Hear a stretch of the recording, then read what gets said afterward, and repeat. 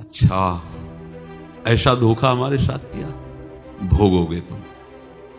ये जो निकलता है ना, भोगोगे, ये अकाट्य होता है।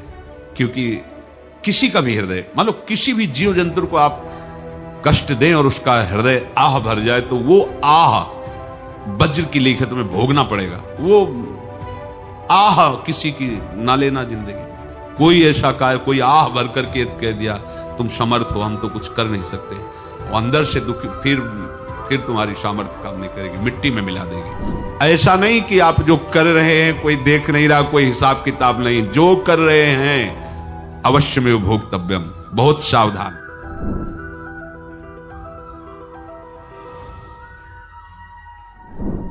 जीव स्वयं नित्य निरंतर कर्मों के जाल को रच रहा है और अपने आप को बांध रहा है।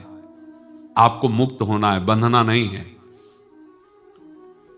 जीव का जन्म कर्मों के अनुबंध से होता है, कर्मों के बंधन से होता है, और उसको अपना ऋण चुकाना होता है। कर्मानुबंध ये बहुत सूक्ष्म विषय है। जैसे आप जिस परिवार में जन्म लिए हैं, तो उस परिवार के लोगों से आपका ऋण है, इसलिए उसी परिवार में आप आए हैं। और ऋणानुबंध, उसको बिना चुकाए या बिना वसूल किए आप वहां से जाएंगे नहीं। आपको लेना है तो वसूल करना है, और देना है तो चुकाना है। ये पूर्व के जन्मों से निश्चित किया गया है। जैसे किसी के यहां पुत्र हुआ, जन्म से ही पैसा खर्चा शुरू हुआ, बड़ा हुआ तो उद्दंडता के द्वारा मार पूरे परिवार को क्लेश पर क्लेश देता चला जा रहा है। ये तुम्हारे कर्म का फल है। या ऐसे शक्तिहीन बुद्धिहीन ऐसे पागल पूरे जीवन सेवा करो, तुमसे अपना हिसाब चुकाने के लिए वो आया है। अब परिवार के जो सदस्य जुड़े आके, मतलब पत्नी आते ही पूरी हृदय में आनंद, परिवार में आनंद, और जीवन भर वो आनंद ही सुख देने के लिए उसका जन्म हुआ। वो अपना ऋणानुबंध मुक्त, और आते ही भयंकर क्लेश खड़ा कर दिया, बीच में दीवाल और झगड़ा वैसा, फिर अतरे दिन मारपीट शुरू, कलह अशांति, पूरा जीवन नर्क हिसाब करने आए। यहां ऋण चुकाए बिना कोई जा नहीं सकता, ऋण चुकाना पड़ेगा। किसी का ऋण वसूल करना है तो किसी को ऋण चुकाना है, दोनों काम करने होते हैं। अनेक जन्मों में अनेक लोगों के साथ हमने जो बर्ताव किए हैं, अच्छे या बुरे, वो होंगे। अब किसी आदमी को हम जानते नहीं, अचानक मिला, अचानक टक्कर लगाओ, मार पीट गाली गुप्ता सब कर दिया, चुपचाप सह लो। क्यों? ये आपका हिसाब है, पूर्व का हिसाब। हमारा उससे कोई द्वेष नहीं, कोई संकल्प नहीं। अचानक घटना घटी और हमसे द्वेष करने लगा, हमें पीटने लगा, हमें गालियां दे, ये हिसाब है, चुपचाप सह जाओ। अपने घर का भाई ही भारी दुश्मन बन गया और क्लेश, हिसाब है। एक प्रभुदत्त ब्रह्मचारी जी की वाणी में पढ़ा था, एक महात्मा जी भ्रमण करते थे, तो उस समय असरफियां चलती थी, मोहरे असरफियां, तो उनको भेंट में देते लोग। तो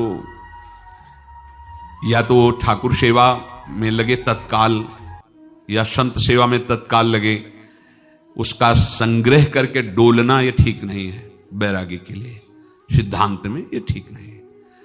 तो जब 2, 4, 6, 8 ऐसे मोहरे हुई, तो उन्होंने विचार किया कि और भ्रमण करके जब काफी मोहरे हो जाएंगी, तो प्रयागराज में जब कुंभ पड़ता है, एक बार पूरे सब अखाड़े के संतों को, अलग अलग संप्रदाय सब संतों को बुलाएंगे और सबको पुआएंगे। अब साधु है तो यही विचार करेगा, और क्या विचार करेगा। तो उन्होंने एक ऐसे डंडा बनवाया, बेंत, जो ऊपर से चूड़ीदार और भीतर पोला, और मोहरे उसमें डालते गए।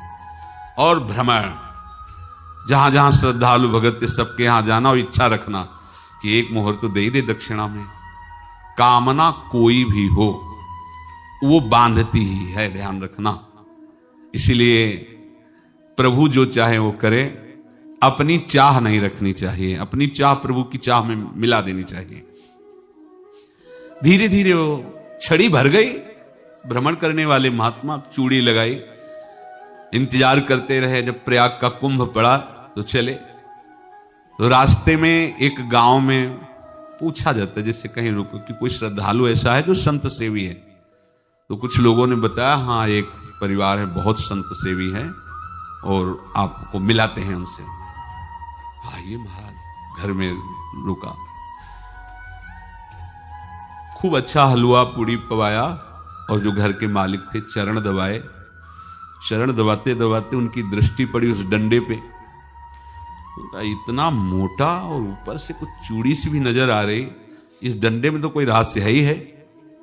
अब महात्मा जी को खवा पिला के सुला दिया। महात्मा जी जब सो गए तो पत्नी से धीरे से कहा, वो डंडा लाओ बाबा जी का डंडा। वो चूड़ीदार जो ही खोला पलटाया तो सैकड़ों मोहरे। ऐसे संत रोज पधारे भगवान, तुम आनंद हो जाए फिर क्या। पत्नी से कहा, नाप के कंकड़ लाओ। वो तो महात्मा जी तो खाए खीर पूड़ी, आराम से सो रहे। रात में पूरी प्लानिंग करके उसमें कंकड़ भर के चूड़ी लगाकर सिराने रख दिया, सारी मोहरें हटा ली। महात्मा जी आराम से छड़ी उठाए तो वजन पक्का। वैसे बड़े लोग चतुर होते हैं, पर ये नहीं जानते कि कर्म कितना भयानक होता है। और उनकी कोई संतान नहीं थी, पर धन में इतना प्रेम उनको था। बहुत सावधान साधु महात्माओं के पास जो अर्थ है, गृहस्थी अगर आता वहीं से है, पर अगर उसको जोर जबरदस्ती या किसी छल कपट से, तो वो उसका विनाश ही करता है। आज तक का प्रमाण है। अब उनको ये भाव पता नहीं होगा, या पता होगा तो लोभ के कारण वो उसको मान नहीं पाए होंगे।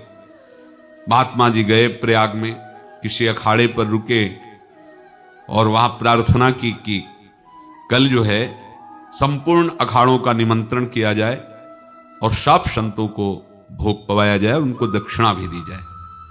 महंत ने सोचा कि बहुत बड़ा है तो उत्सव है, क्योंकि प्रयाग में कितने हजारों संत महात्मा सब।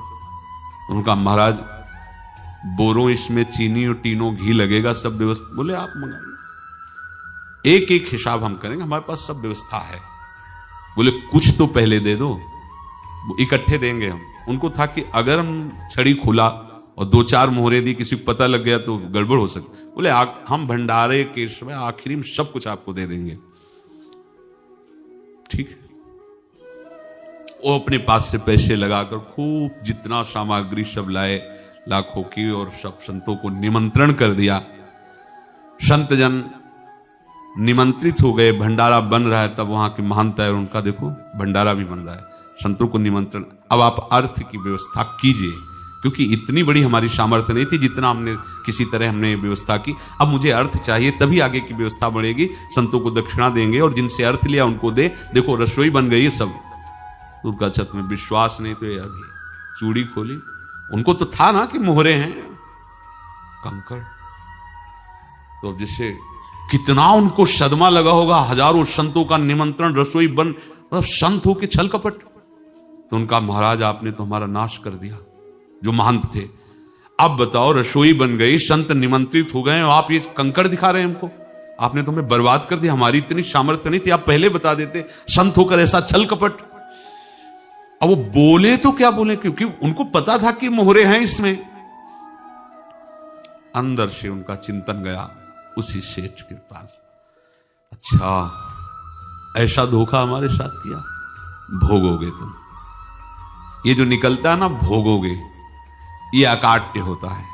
क्योंकि किसी का भी हृदय, मान लो किसी भी जीव जंतु को आप कष्ट दें और उसका हृदय आह भर जाए, तो वो आह वज्र की लेख है, तुम्हें भोगना पड़ेगा। वो देखो भीष्म जी को भोगना पड़ रहा है। सांप को ऐसे धनुष की नोक से उठाया और बंबूल के कांटों के ऊपर फेंक दिया, कई दिन तक सेदा हुआ, वो आह भर करके मरा। तो आपको 6 महीने बाणों की सैया पर आह किसी की ना लेना जिंदगी में।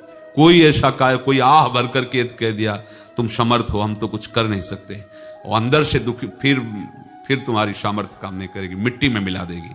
फिर ये तो संत थे, और भगवत आराधना के लिए, संत आराधना के लिए ही ऐसा किए हुए थे। अब इनका कैसे मुंह दिखाएं, अब क्या करें। सुबह संत जन आएंगे, सबके बीच में हमारी कि देखो इन्होंने, अब क्या करें। गए और संगम में जाके छलांग लगाई, अपने प्राण त्याग दिए। अब उनके तो पास मोहरे थी और व्यापार बढ़ा, और 9-10 महीने बाद ही लड़का हुआ। अब तो उनको कि संत फलीभूत हो गया। देखो व्यापार चल रहा, लड़का नहीं होता था, लड़का भी हो गया। बड़ा आनंद छा रहा है। जब से वो प्रकट हुए और धन की वृद्धि शुरू हो गई। पढ़ाई लिखाई में उनके खर्चा हुआ सब, बस बीमारी शुरू हो गई उनके शरीर में। अब उसमें पैसा जाना शुरू हुआ।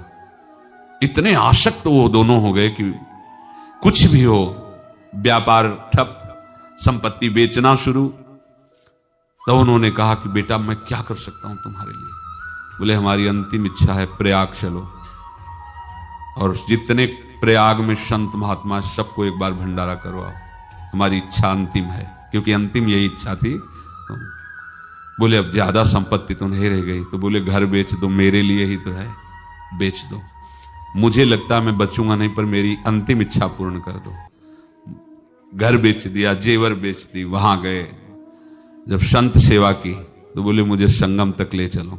संगम तक ले गए और बोले समझे तुम चुराए थे और हमने उसको छीना है, कुछ नहीं रह गया तेरे पास कुछ, अब केवल ममता और आसक्ति में जलकर मर और नरक प्राप्त कर। मैं वही महात्मा हूं जिसकी तूने मोहरे ली थी, शरीर छोड़ दिया। महात्मा को जन्म लेना पड़ा और इनको दुर्गति भोगनी पड़ी। ऋणानुबंध होश में, ऐसा नहीं कि आप जो कर रहे हैं कोई देख नहीं रहा, कोई हिसाब किताब नहीं, जो कर रहे हैं अवश्य में